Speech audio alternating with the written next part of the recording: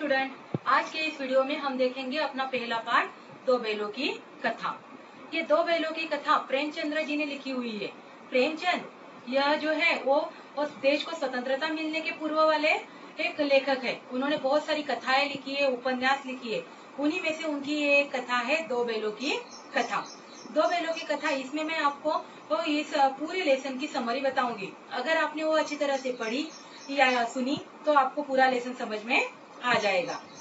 प्रेमचंद जी ने इसमें अंग्रेज सरकार जो हमारे लोगों के ऊपर जो अन्याय अत्याचार करते थे, उसके विरुद्ध लोगों को किस तरह से प्रतिकार करना चाहिए, ये दो बैलों के माध्यम से बताने की कोशिश की है। इस कविता ने, ये जो पाठ है, इस पाठ में जूरी, गया, जूरी की बीबी तथा एक छोटी सी बच्ची जो भैरव की लड़की है, एक दड़ियल वाला इंसान, कांजी हाउस, इस प्रकार के ये व्यक्तिमत्व आए हुए हैं। ये किस तरह से इस कथा को पूर्ण करते हैं वो हम देखेंगे। चलो तो शुरू करते हैं अपनी दो बैलों की कथा। जूरी यह एक किसान है, उसके दो बैल है जिनके नाम है हीरा और मोती। ये हीरा और मोती बहुत ही अच्छे बैल है, जो एक दूसरे के साथ कई दिनों से एक साथ रहते हैं, इसलिए दोनों में बहुत ज्यादा प्रेम है, ममता है। वो एक दूसरे के बगैर कभी खाना भी नहीं खाते। जूरी जो था ये अपने बैलों से बहुत प्रेम करता था, उनको खाने में हरी हरी घास देता था। दोनों बैल नान में एक साथ ही मुंह डालते और एक साथ ही अपनी मुंह बाहर निकालते। बड़े खुश थे दोनों के दोनों, और जूरी भी अपने बैलों के साथ बड़ा खुश था। एक दिन उसका साला गया, उसने दो बैलों की मांग की। तब जूरी ने अपने बीबी से कहकर अपने बीबी के मेके ये गया के साथ दो बैल भेज दिए। हीरा और मोती दोनों परेशान थे कि जूरी ने हमको इस तरह इनके हाथ क्यों भेज दिया। उनको समझ में नहीं आ रहा था कि ये गया कौन है या फिर हमें उनके साथ क्यों भेजा जा रहा है, लेकिन वो परेशान थे, बड़े दुखी थे। रास्ते में उन्होंने गया को बहुत परेशान किया। उसमें से हीरा जो था वो बड़ा समझदार था, वो दोनों के दोनों किसी तरह से गया के घर पहुंच गए। लेकिन वहाँ पे जाकर भी उन्होंने उसके नान में एक अपना मुंह नहीं डाला, वहाँ पे कुछ भी खाना नहीं खाया, और दूसरे दिन सुबह वो जूरी के घर भाग कर चले आए। यह देखकर जूरी की जो पत्नी थी उसको बड़ा गुस्सा आया कि वो बैल एक दिन भी मेरे मैके न रह सके। तो उन्होंने अपने नौकर से कहा कि इनको खाने में कुछ नहीं डालना, इनको सूखा घास देना। बैल फिर भी खुश थे कि हम अपने मालिक के घर पे वापस आ गए। दूसरे दिन फिर गया आया और बैलों को जोतते हुए अपने साथ अपने घर ले जाने की कोशिश की, लेकिन मोती जो था उसको बड़ा गुस्सा आ रहा था कि ये गया बार बार आकर क्यों हमें लेकर जा रहा है। तो उसने एक जो गाड़ी थी, बैलगाड़ी जो थी, वो एक खाई में गिराने की कोशिश की, लेकिन हीरा समझदार होने के कारण उसने किसी तरह से उसको गाड़ी को खाई में गिरने से बचा लिया और आगे चलते गए। वो घर तो पहुंच गए। घर में जाने के बाद दोनों भी बड़े परेशान थे, दुखी थे, उदासीन थे। दोनों को भी अच्छा नहीं लग रहा था गया के घर पर, लेकिन फिर भी वो वहाँ पे रहना उनकी मजबूरी थी। वो रहने लगे, लेकिन उन्होंने नाक में मुंह नहीं डाला। उनके घर में जो भैरव नाम का इंसान था, उसकी एक छोटी बच्ची थी जो बैलों के पास हमेशा आती थी, क्योंकि बैलों को वह अपने समान मानती थी, क्योंकि उसकी भी जो माँ थी वो सौतेली माँ थी, उसके साथ बड़ा बुरा व्यवहार करती थी, उसको बहुत सताती थी। तो उसको ऐसा लगता था कि इन दो बैलों को भी मेरी तरह सताया जा रहा है, इसलिए वो हर रोज शाम को रोटी लेकर आती थी और दो बैलों को खिला देती थी। बैलों को भी उस बच्ची से बड़ा प्रेम हो गया था। दोनों बैल खेती में जब उनको लेकर जाते थे तो वहाँ पे काम करने के लिए तैयार नहीं थे। काम न करने के कारण गया उनके मुंह पर डंडे मारता था। इस डंडे की वजह से वो बैल इतने परेशान हो गए थे कि वहाँ से भागने की उन्होंने कोशिश फिर से की। वह रात को भाग जाने के लिए उन्होंने अपने रस्सी को दबाना शुरू कर दिया, ताकि एक झटके में रस्सी टूट जाए और वहाँ से भाग जाए। वो भागने की कोशिश कर ही रहे थे कि अचानक वहाँ पे वो छोटी लड़की आ गई, लेकिन उन्होंने अपना जो इरादा था वहाँ से भागने का वह रद्द कर दिया, क्योंकि अगर हम यहाँ से भाग जाते हैं और छोटी बच्ची वहाँ पे अगर उन लोगों को दिख जाती है तो वो लोग उन बच्ची के ऊपर शक करेंगे कि इस बच्ची ने ही उनकी रस्सी तुड़वा दी है। इसीलिए उन्होंने वहाँ से भागने का इरादा छोड़ दिया। लेकिन बच्ची बड़ी समझदार थी, वह जिस दुख से गुजर रही थी वही दुख बैलों को हो रहा है, वैसा उसको प्रतीत हो रहा था। इसीलिए उसने भी बैलों के पास जाकर जोर जोर से चिल्लाना शुरू कर दिया कि बैल भागे जा रहे हैं, बैल भागे जा रहे हैं। मानो बैलों को बता रही थी कि तुम यहाँ से भाग जाओ, मुझ पर कोई शक नहीं करेगा। बैल समझ गए और वहाँ से भाग निकले। रास्ते में जब वो पहुंचे तो उनको एक मटर का खेत मिला जो हरा भरा था। उन्होंने मटर के खेती में जाकर पेट भर के मटर खाए और बड़े खुश थे कि अपना पेट भर गया है। तभी अचानक उन्हें सामने से एक सांड आता हुआ दिखाई दिया। सांड को देखकर दोनों घबराए, लेकिन दोनों ने भी हिम्मत बांधी और कहा, हम दोनों एक साथ हैं तो एकता का बल उसको दिखाएंगे। एक ने आगे से तो दूसरे बैल ने पीछे से उसको कुदेड़ा और सांड को जमीन पर गिरा दिया। दोनों के दोनों बैल बड़े खुश थे कि हमने सांड को गिरा दिया, हमें विजय प्राप्त हुई। फिर से वो मटर के खेत में घुस गए और मटर खाने लगे।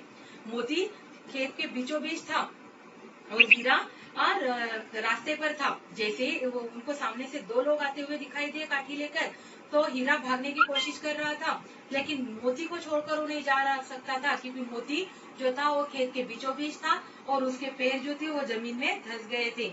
हे मोती जोर जोर से बेल हीरा को मानो कह रहा है कि तू भाग जा, मैं पकड़ गया तो कोई हरकत नहीं। लेकिन हीरा ने मोती को नहीं छोड़ा, क्योंकि इतने दिन तक वो दोनों साथ में थे।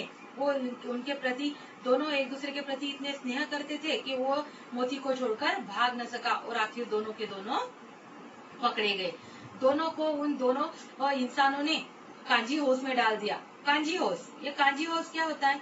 कांजी हाउस एक ऐसा घर होता है कि जिसमें रास्ते पर जिसका कोई मालिक नहीं होता, ऐसे जानवरों को, फिर वो गाय हो, बैल हो, बकरी हो, गधे हो, घोड़े हो, कोई भी जानवर क्यों ना हो, उनको कांजी हाउस में रखा जाता है। उस कांजी हाउस में उनकी किसी प्रकार की देखभाल नहीं होती। केवल दिन भर में एक बार खाना तो नहीं, लेकिन पानी दिया जाता है। 7 दिन तक ये बैल वैसे ही रहे। हीरा को सहन न हुआ। हीरा ने कहा कि किसी हालत में मैं इस दीवार को तोड़ डालूंगा और वहाँ से सारे जानवरों को बाहर निकालूंगा। हीरा ने जैसे ही दीवार तोड़ने की कोशिश की, तो वहाँ का इंसान आया, जो वहाँ पे रखवाली करने वाला था। उसने हीरा को बहुत मारा और एक रस्सी से बांध दिया। फिर मोती ने दूसरे दिन वह कोशिश की और दीवार को गिरा दिया। दीवार जैसे ही गिरी, कांजी हाउस में जितने सारे जानवर थे वो सब दौड़कर बाहर निकल गए, भाग गए वहाँ से। गधे जो थे वो जाने की कोशिश करते थे, लेकिन डरते थे कि अगर हम बाहर निकले तो दूसरे दिन फिर यहीं पे आना है, तो फिर क्यों भागे। लेकिन मोती ने उसको शींग मार मार कर गधे को भी बाहर निकाल दिया। अब इस समय मोती भाग सकता था, लेकिन हीरा बंधा होने के कारण नहीं भाग सकता था। तो हीरा मोती को कह रहा था, तू तो भाग जा। लेकिन मोती ने याद आया कि जिस समय मैं खेती में फंस गया था, तब हीरा मुझे छोड़कर नहीं गया, तो इस समय मोती भी हीरा को छोड़कर जाने की कोशिश नहीं कर रहा था, जाना नहीं चाहता था। दोनों वहीं पर पड़े रहे। फिर दूसरे दिन 50-60 लोगों के साथ वहाँ पे पता नहीं नीलामी होने लगी। बैलों को समझ में कुछ नहीं आ रहा था, लेकिन फिर भी नीलामी के लिए दोनों बैलों को बाहर लाया गया। कोई भी इंसान उस बैलों को देखकर उनको खरीदने की इच्छा नहीं जता रहा था। ऐसे में एक दड़ियल इंसान जो कसाई था वो सामने आया और उसने उस दोनों बैलों को खरीदने की इच्छा जाहिर की। उसने दोनों बैलों को खरीद लिया और दोनों बैलों को लेकर जाने लगा।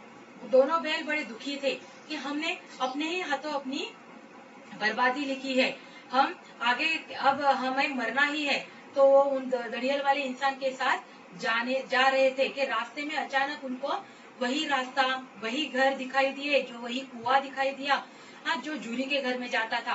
दोनों बड़े खुश हुए कि हम अपने मालिक के घर पे फिर से जा सकते हैं, क्योंकि जो बैल होते हैं या फिर जो जानवर होते हैं वो अपने ऊपर प्रेम करने वाले किसी भी इंसान को कभी नहीं भूलते। रास्ते में उनको लहलहाते हुए खेती दिखाई दी, जानवर दिखाई दिए जो हंसते गाते हुए उधर उधर कुछ मचा रहे थे। लेकिन उनके मन में आया कि देखो, ये जानवरों को हमारे प्रति किसी भी प्रकार की दया नहीं आ रही है। ऐसे में वो आगे जाते गए, उनको वही कुआं दिखाई दिया जहाँ पे वो पानी पीते थे, वही खेत दिखाई दिए जिस खेत में वो खाना खाते थे, मतलब हरी हरी घास चढ़ते थे। उन्होंने जैसे ही झूरी का घर दिखाई दिया, दड़ियल वाले इंसान को धक्का दिया और झूरी के घर की तरफ भाग गए। झूरी के दरवाजे में जैसे ही पहुंचे तो झूरी भी उन दोनों बैलों को देखकर बड़ा खुश हुआ कि कितने दिनों के बाद मुझे आज मेरे 2 बैल वापस मिल गए। झूरी ने उन 2 बैलों को सहलाया, उनसे बड़ा स्नेह किया, उनके ऊपर प्रेम किया। तभी दड़ियल वाला इंसान दौड़कर वहाँ पे आया और उसने कहा, ये बैल तो मेरे हैं। झूरी कहने लगा, नहीं, ये बैल मेरे हैं। उस दड़ियल वाला इंसान फिर से कहने लगा, ये 2 बैल मेरे हैं। दोनों में झगड़ा शुरू हो गया।